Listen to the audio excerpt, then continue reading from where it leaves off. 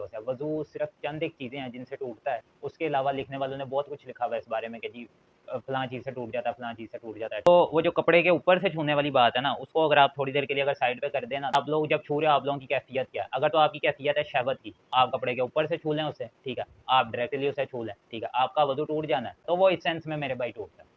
देवबंदियों के पास जो हदीस है कि जी वो भी जिस्म का एक हिस्सा है, ठीक है? तो बिल्कुल ठीक बात है, वो जिस्म का एक हिस्सा है, ठीक है? वो भी हदीस सही है।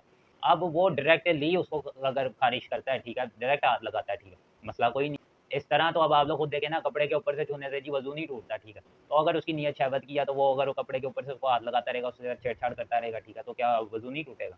टूट जाएगा मेरे भाई, कोई मसला नहीं है उसका, कोई वज़ू नहीं टूटता है जी खून निकलने से, ठीक है? तो सर का मसा किया था, तो वो ऊपर से अगर बाल काटेंगे तो कोई मसला नहीं, वो कहीं भी नहीं, कुछ भी नहीं हुआ। हज़ूर सल्लल्लाहु अलैहि वसल्लम से साबित है कि वो पगड़ी के ऊपर से भी मसा कर लिया करते थे कई बार, ठीक है? औरत औरत को हाथ लगाने से वज़ू टूट जाता है, ठीक है? जी, नहीं टूटता।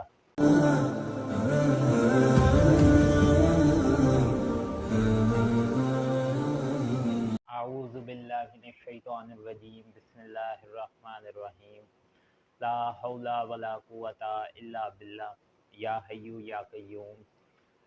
तो जी अज़ीज़ों, आपने जैसे कि मेरी पिछली वीडियो के अंदर देखा था, मैंने आप लोगों को बताया था कुरान और सुन्नत से वज़ू करने का तरीका, सुन्नत तरीका, हज़रत उस्मान गनी का। और आज की हमारी वीडियो इस चीज़ के ऊपर है कि काफ़ी सारे मसले मसाइल इस चीज़ के ऊपर पाए जाते हैं कि जी फ़लाँ चीज़ से वज़ू टूट जाता है और फ़लाँ चीज़ से वज़ू नहीं टूटता, ठीक है। काफ़ी सारे मसले मसाइल हैं औरतों के लिए भी, ठीक है, मर्दों के लिए भी, जी फ़लाँ चीज़ से टूट जाता है। काफ़ी सारे आपके सवालात होंगे और जो कुछ भी मैं बताऊँगा आपको कुरान और सुन्नत से, अगर किसी मेरे दोस्त भाई के दिमाग में फिर भी उसे समझ ना आए, उसके दिमाग में कोई और क्वेश्चन रह जाता है, तो उसे चाहिए कि वो कमेंट बॉक्स के अंदर अपना सवाल जो उसके ज़हन में है वो छोड़ दे, तो इंशाल्लाह उसको ज़रूर उसके सवाल का जवाब दिया जाएगा आने वाली वीडियोज़ के अंदर। जी, तो हम अपनी वीडियो का आगाज़ करते हैं। वज़ू टूटता किन-किन चीज़ों से है? तो पहले तो आप ये बात जान लें कि वज़ू जो टूटता है ना, वो सिर्फ़ चीज़ें बड़ी थोड़ी-सी चीज़ें हैं जिनसे वज़ू आपका टूट जाता है। और उसके अलावा जो भी लोगों ने लिखा भी है क्या है कि जी फलां चीज़ है, फलां चीज़ है, फलां चीज़ है, फलां चीज़ है, बड़ी चीज़ें लिख दी गई हैं, ठीक है? मगर हमने माननी अब कौन सी हैं जो कि कुरान और सुन्नत से मैच हो रही हैं, और जिन चीज़ों से टूट जाता है मैं आपको भी बताऊँगा, ठीक है, सामने वो रखूँगा चीज़ें, और आप लोगों को हवाले भी दूँगा। और आप लोगों को चाहिए कि आप लोग लाज़मी पढ़ा करें। जिस किसी भाई को बात गलत लग रही हो, मेरा मशवरा है उससे कि एक बार वो जो भी चीज़ें मैं बताता हूँ, उसको एक बार जाके पढ़े, उसको देखे, जो दलाइल मैं दे रहा हूँ, उनको देखे। अगर वो वहाँ पे नहीं है या उस तरह से बात नहीं है, ठीक, तो मोस्ट वेलकम। ज़रूर वो मेरी बात से एतराज़ करे, ठीक है, गलत भी कहे, ठीक है, दूसरों को भी बताए जी ये बंदा गलत कह रहा है। बहरहाल, आगे चलते हैं। सबसे बड़ा मसला जो-सा ये आता है कि जी खून निकलने से वज़ू टूट जाता है। खून एक कतरा निकले, ये खून कम निकले, खून ज़्यादा निकले, ठीक है, वज़ू नहीं आपका टूटने लगा जी। मुस्लिम की हदीस है, ये हदीस मैंने आपको दिखा दी आगे, ये आप देख लीजिए, ठीक है।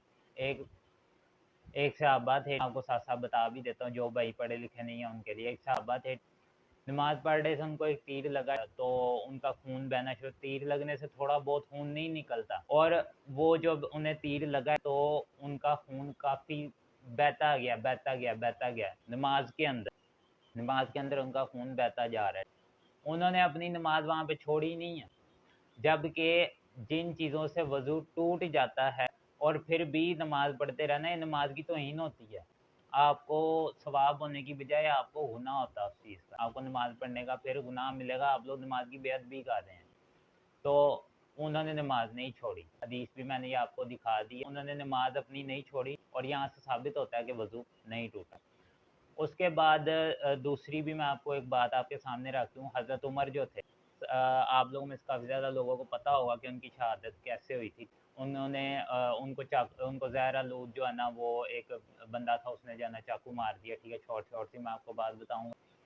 उसकी वजह से उनका, यहाँ तक कि उनका मैदा भी कट गया, काफ़ी बड़ा ज़ख्म हो गया था, तो खून बहता रहा उसमें से मुसलसल, उसी की वजह से उनकी शहादत भी हुई थी। और वो उन्होंने नमाज़ पढ़नी नहीं छोड़ी, वज़ू करते थे, वो आता है कि वो खून बहता रहता था उसमें से, और मैदा कट गया था, जो खाते पीते थे उसके ज़रिए निकल जाता था। उन्होंने नमाज़ पढ़नी नहीं छोड़ी। उनके ये अल्फ़ाज़ थे कि ए अल्लाह, अगर इसी ज़ख्म की वजह से अगर मेरी मौत होनी है ना, तो मुझे इससे पहले-पहले उठा ले, कि मुझे अपने पास बुला ले। इससे पहले-पहले कि मेरी जो नमाज़ें हैं वो रह जाएँ, मतलब कि छूटने लग जाएँ। मैं मतलब कि जिस तरह हम कहते हैं ना, या अल्लाह तुरदे फिरदे लै जी, ठीक है। तो मतलब कि वो बात तो वो मतलब कि नमाज वाली है कि जी नमाज हमें किसी हालत में नहीं छोड़नी चाहिए, मगर उससे एक और चीज़ बात हम लोगों की बात होती साबित होती है कि खून निकलने से वज़ू नहीं टूटता। अब हनफी हजरात जो उनसे देवबंद ख़ास तौर पे, वो लोग ये कहते हैं कि जी खून निकलने से, खून अगर ज़रा सा निकला है तो अपनी जगह पर ही है, ठीक है, मतलब जिसको हम कहते हैं खून निकल के सिमने लग जाता है पंजाबी में, तो वो नहीं टूटता जी। अगर वो कहते हैं सिरक जाए अपनी, और कुछ लोग कहते हैं जी, कुछ अब बयान करने के मुख्तलिफ तरीके हैं कि जी उसमें से कतरे बह जाएँ तो टूट जाता है, ठीक है। कुछ लोग कहते हैं कि जी अपनी जगह से हिल जाए, तो वो वही बात हो गई जी। तो वो कहता है कि जी इस तरीके से हो तो वज़ू टूट जाता आपका। जबकि ऐसे नहीं है, ठीक है। इमाम अबू हनीफ़ा जो थे, हनफ़ी जो थे, वो उनका कहना है कि जी खून जो उनसे है ना, खून नापाक है, खून पाक है, खून पाक है, मगर उनके नज़दीक खून नापाक। तो वो इसी तरह से वो पीप जो उनकी, वो कहते हैं कि जी जिसको हम लोग रेशा कहते हैं, वो डल जाए अगर किसी ज़ख्म के अंदर, ठीक है, तो वो उसके बारे में भी कहते हैं कि वो अपनी जगह से सिरक जाए, मतलब कि वहाँ से निकल के ऐसे करके तो वो कतरा बन के बह जाए आगे को, जहाँ पे उस जगह पे चला जाए जहाँ पे ज़ख्म नहीं है, तो वज़ू टूट जाता है आपका। खून निकल के अपनी जगह से बह जाए, अगर खून निकला और अपनी जगह पर ही पर है, वहाँ से हटा नहीं है, तो वज़ू नहीं टूटता। लेकिन खून निकल के अपनी यानी ज़ख़म वाली जगह से सरायत करके दूसरी जगह पे चला जाए तो भी वज़ू टूट जाता है। इसी तरह पीप अगर ज़ख़म से निकली और अपनी जगह पर ही है तो वज़ू नहीं टूटता, लेकिन अपनी जगह से सिरक गई और ऐसी जगह पहुँच गई जहाँ ज़ख़म नहीं है तो भी वज़ू टूट जाता है। तो ऐसा नहीं है, ठीक है। खून पाक है, खून नापाक नहीं है, मसला ये था। बाकी तीन इमाम जो उनसे थे, इमाम हनफी को छोड़ के ना, शाफी, मालिकी और हम्बली, उनका भी यही कहना था कि खून निकलने से वज़ू नहीं टूटता। तो अब हम आते हैं इस मसले के ऊपर कि अहले हदीस जो उनसे भाई हैं हमारे, वो कहते हैं कि जो शर्मगाह है उनके पास भी हदीस है, ठीक है, और वो सही हदीस है कि शर्मगाह को छूने से वज़ू टूट जाता है। और जो उनसे हमारे देवबंदी भाई हैं, वो कहते हैं कि जी शर्मगाह को जो इमाम जो उनसे हनफी हैं, ठीक है, उन्होंने जो लिखा है कि शर्मगाह को कपड़े के ऊपर से छूने से, शर्मगाह को कपड़े के ऊपर से छूने से वज़ू नहीं टूटता। डायरेक्टली छू लो तो वज़ू टूट जाता है। उनके पास भी हदीस है, उनके पास भी हदीस है, और वो सही हदीस है, इनके पास भी हदीस है, सही हदीस है। मगर असल मसला क्या है, वो दोनों ही हजूर सल्लल्लाहु अलैहि वसल्लम ने बातें फरमाई हुई हैं, दोनों उनके हुक्म हैं। मगर बात ये है कि इसके अंदर अब जो बात आ रही है ना, वो बात समझने वाली है। हमने दोनों बातें माननी है, ठीक? हमने वो उसके ऊपर रुके हुए हैं, ये इसके ऊपर रुके हुए हैं। जी बात बिजली ये है कि जी बात आती है कैफियत के ऊपर, क्या कैफियत क्या है जब आप लोग शर्मगाह को छू रहे हो। जी, तो वो जो कपड़े के ऊपर से छूने वाली बात है ना, उसको अगर आप थोड़ी देर के लिए अगर साइड पे कर दें ना, तो बात ये आती है कि आप लोग जब छू रहे हो, आप लोगों की कैफियत क्या है। अगर तो आपकी कैफियत है शहवत की, तो फिर तो आप लोगों का वज़ू टूट जाएगा। आप कपड़े के ऊपर से छू लें उसे, आप डायरेक्टली उसे छू लें, आपका वज़ू टूट जाना है। और जो ये तो वो बात हो गई ना अहले हदीसों वाली के छूने से टूट जाता है, तो वो इस सेंस में मेरे भाई टूटता है। और वो जो बात है ना कि उन्होंने अब जो देवबंदियों के पास जो हदीस है कि जी वो भी जिस्म का एक हिस्सा है, तो बिल्कुल ठीक बात है, वो जिस्म का एक हिस्सा है, वो भी हदीस सही है। अब बात ये आती है कि छूने से कैसे नहीं टूटता। तो वो ये बात आती है कि आप लोग जो छू रहे हो उसको, आप लोग किस सेंस में छू रहे हो, ठीक है, कैफियत क्या। अगर तो आप लोगों को ख़ारिश हो रही है, कोई मसला हुआ हुआ है, कोई वो हो जाता है, जैसे कोई ज़ख्म वगैरह हुआ हुआ, अगर कोई रैशेज़ आ जाते हैं, कोई गला-गुला लगा हुआ है अगर किसी को, तो वो अगर कोई दवाई वगैरह लगा रहा होता है तो हाथ तो लगेगा उसको। तो अगर उसने वज़ू किया भी हुआ है उस बंदे ने, तो उसको क्या होगा, वो बाद में हाथ धो लेगा और उसका वज़ू रहेगा, उसका वज़ू नहीं टूटेगा। अब वो डायरेक्टली उसको अगर ख़ारिज करता है, डायरेक्ट हाथ लगाता है, मसला कोई नहीं है। उसकी नीयत सिर्फ सही होनी चाहिए, उसकी नीयत ख़ारिज करने की नीयत है, या मतलब कि कोई और मसला मसाइल है, ठीक है। इस तरह तो अब आप लोग खुद देखें ना, कपड़े के ऊपर से छूने से जी वज़ू नहीं टूटता है। तो अगर उसकी नीयत शहवत की है, तो वो अगर वो कपड़े के ऊपर से उसको हाथ लगाता रहेगा, उससे छेड़छाड़ करता रहेगा, ठीक है, तो क्या वज़ू नहीं टूटेगा? टूट जाएगा मेरे भाई। ये मसला भी हो गया हल। उसके अलावा जी अब मैं आपको बताता हूँ कि जी जो मेन जो चीज़ें हैं ना जिनसे वज़ू टूट जाता है, वो क्या चीज़ें हैं, ठीक है।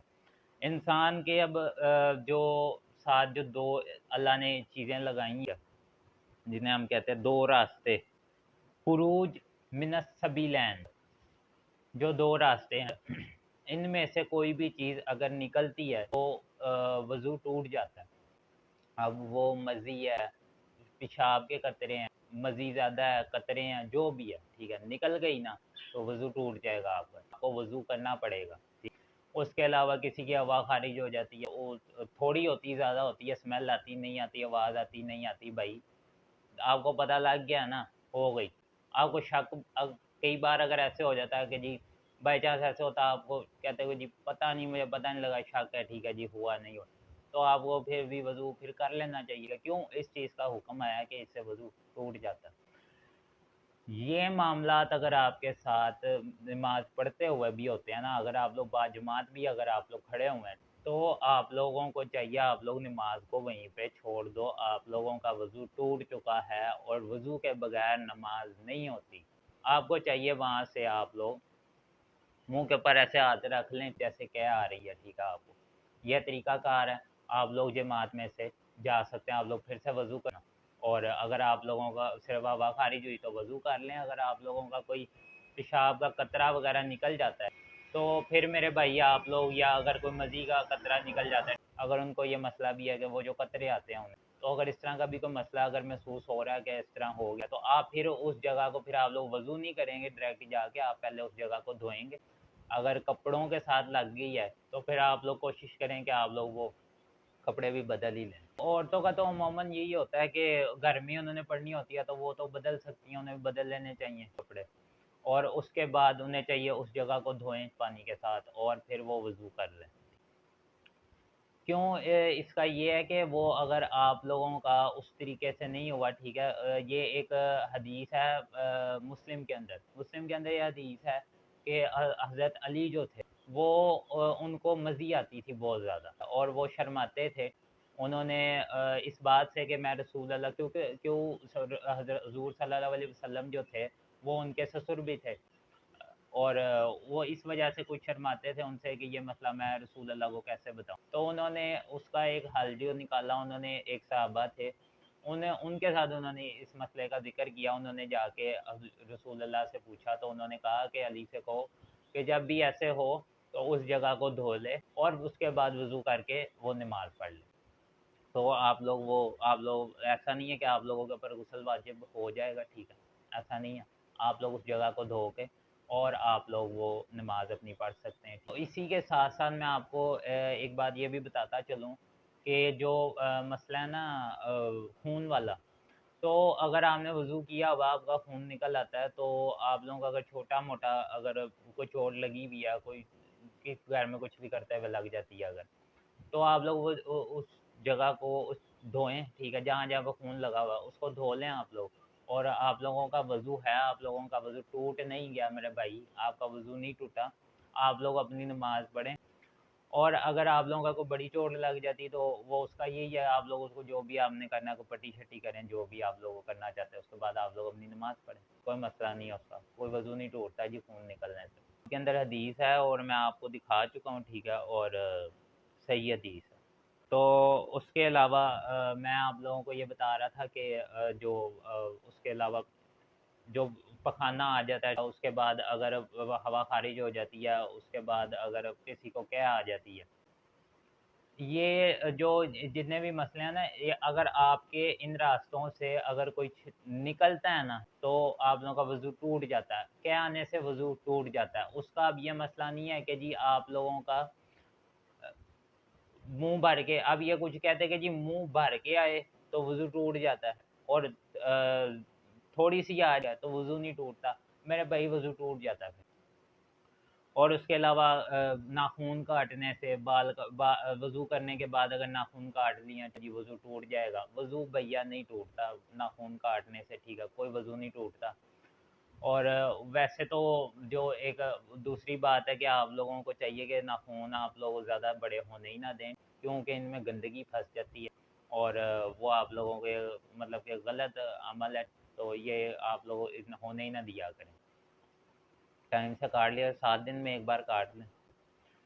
तो उसके अलावा जो एक और मसला था बाल कटवाने से, ये मैं आप लोगों को इस तरह के मसले इसलिए बता रहा हूँ, हम पब्लिक के दिमाग में अक्सर इस तरह के क्वेश्चंस आते रहते हैं, और काफ़ी सारे लोगों के सवाल में हम लोगों ने देखे भी हैं, पूछ रहे होते हैं। तो बाल कटवाने से भी भाई कोई वजू नहीं टूटने लगा। सर के ऊपर वो किया भी था ना, वो सर का मसा किया था, तो वो ऊपर से अगर बाल काट गए तो कोई मसला नहीं, वो कहीं भी नहीं, कुछ भी नहीं हुआ। हजूर सल्लल्लाहु अलैहि वसल्लम से साबित है कि वो पगड़ी के ऊपर से भी मसा कर लिया करते थे कई बार। ठीक है, अब मसला हो गया आपका क्लियर। तो जी इसके अलावा और हाँ, औरत औरत को हाथ लगाने से वजू टूट जाता है? जी नहीं टूटता। ये मैं आपको हदीस दिखा रहा हूँ, अब मुस्लिम की हदीस है, ठीक है। ये जो पढ़े लिखे लोग हैं वो थोड़ी देर के लिए रोक के थोड़ा कष्ट काटें, इसको पढ़ें, ठीक है। और मैं साथ साथ बयान भी कर देता हूँ, जो लोग लिख पढ़ नहीं पढ़ सकते उनके लिए मैं उस तरह बयान कर देता हूँ। हजूर सल्लल्लाहु अलैहि वसल्लम नमाज पढ़ रहे थे, और हज़रत आयशा जो थी वो लेटी हुई थी, और ये उन दिनों घरों में चिराग नहीं हुआ करते थे, ठीक है, तो रोशनी नहीं थी उधर। अब जब हुजूर सल्लल्लाहु अलैहि वसल्लम सजदा करने लगते तो हज़रत आयशा के जो पाँव थे ना, वो उस जगह पे थे जहाँ पे हुजूर सजदा करना था, हुजूर सल्लल्लाहु अलैहि वसल्लम सजदा करते थे, उस जगह पे हज़रत आयशा के पाँव थे।